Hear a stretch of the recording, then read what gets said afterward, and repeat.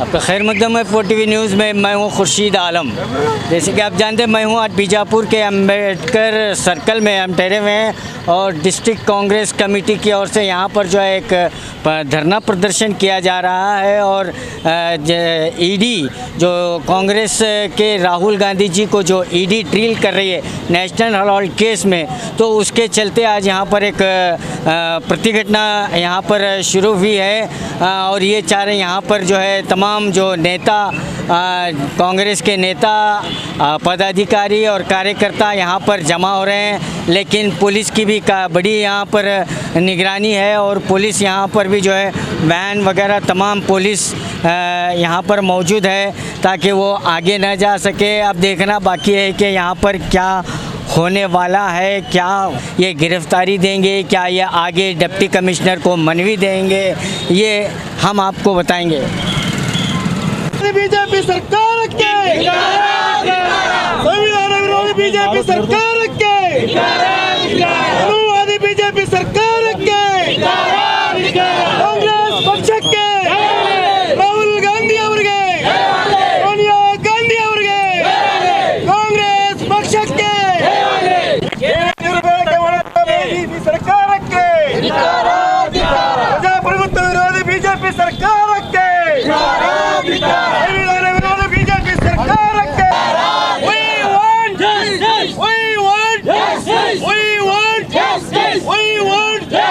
केंद्र बीजेपी सरकार के ವಿಚಾರಣೆ ಒಳಪಡ್ತಾ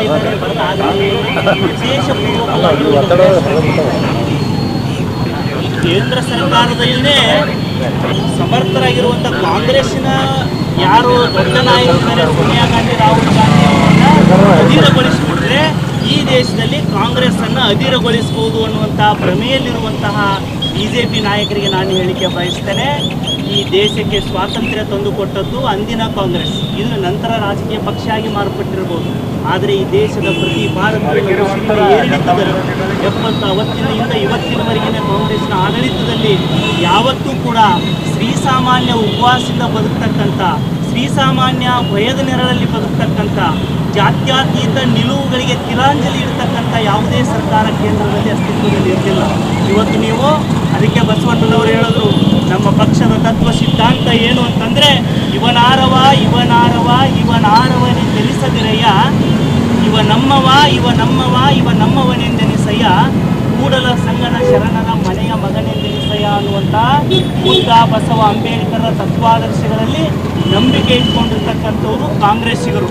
ಇವ ನಮ್ಮವನಲ್ಲ ಅನ್ನುವಂಥ ಸಂಸ್ಕೃತಿ ಅದು ಬಿಜೆಪಿಯವರ ಸಂಸ್ಕೃತಿ. ನೀವೇನು ಇವತ್ತು ಜಾತಿ ಮತ ಪಂಥ ಭೇದ ಭಾವಗಳ ನೆರಳಲ್ಲಿ ಈ ದೇಶವನ್ನು ಒಡಿತಕ್ಕಂಥ ಪ್ರಯತ್ನ ಮಾಡ್ತಾ ಇದ್ದೀರಿ. ನೀವು ಇಡಿ ನೋಟಿಸನ್ನು ಕೊಡೋದ್ರ ಮೂಲಕ, ವಿಚಾರಣೆಗೊಳಪಡಿಸೋದ್ರ ಮೂಲಕ ಸೋನಿಯಾ ಗಾಂಧಿಯವರ ಮತ್ತು ರಾಹುಲ್ ಗಾಂಧಿಯವರ ಆತ್ಮಶಕ್ತಿಯನ್ನು ಕುಂದಿಸಲಿಕ್ಕೆ ಸಾಧ್ಯ ಇಲ್ಲ.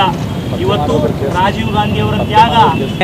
तो यहाँ पर आप देख सकते हैं कि जो कांग्रेस के जो प्रतिघटनाकार हैं यानी कार्यकर्ता हैं वो आगे बढ़ने की कोशिश कर रहे हैं, लेकिन यहाँ पर जो है पुलिस उन्हें पूरी तरह से रोकने की कोशिश कर रही है।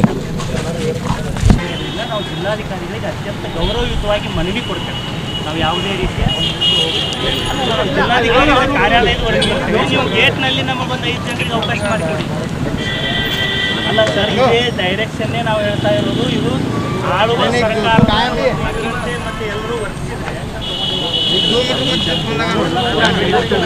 ಸರ್ ನಾವು ಹೇಳ್ತಾ ಇರೋದು ಗಲಾಟೆ ಶಾಂತಿಯುತವಾಗಿ ಕೊಡಂಗಿಲ್ಲ ಅಂತ ಗೊತ್ತಾಗಿ ಕೆಲವೇ ಬಿಜೆಪಿಗೆ ಧಿಕ್ಕಾರ, ಬಿಜೆಪಿಗೆ ಧಿಕ್ಕಾರ.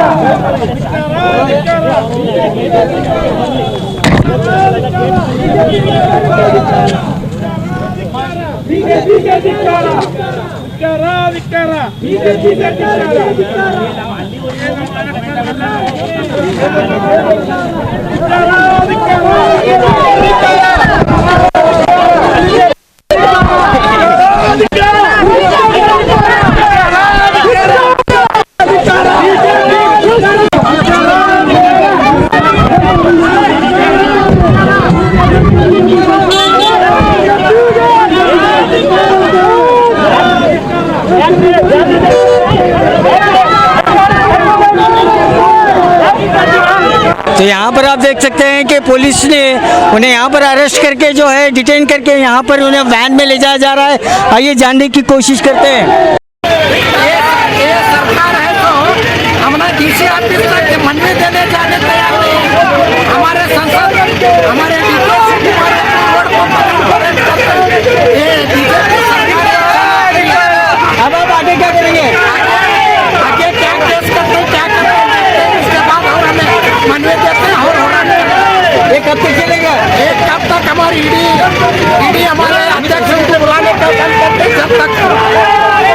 तो अभी भी जो है यहाँ पर जो है कार्यकर्ता जो कांग्रेस के कार्यकर्ता हैं, दिग्गज नेता अहमद मुशर्रफ जी हैं, संगमेश बबलेश्वर हैं और रफ़ीक टपाल हैं और कार्यकर्ता तमाम मिलकर यहाँ पर जो है ईडी का जो ड्रिल चल रहा है राहुल गांधी पर, उसके खिलाफ आज यहाँ पर प्रदर्शन कर रहे थे। लेकिन वो डिप्टी कमिश्नर साहब को मनवी देने की गुजारिश कर रहे थे, लेकिन पुलिस प्रशासन ने उन्हें अम्बेडकर सर्कल से ही गिरफ्तार करके वाहन में बिठाकर ले गया है। लेकिन उनका कहना है कि जब तक ईडी जो है ड्रिल चलता रहेगा राहुल गांधी और सोनिया गांधी पर, तब तक ये धरना प्रदर्शन जारी रहेगा, उनका ये कहना है। कैमरामैन रऊफ के साथ मैं खुर्शीद आलम, 4 टीवी न्यूज़ बीजापुर।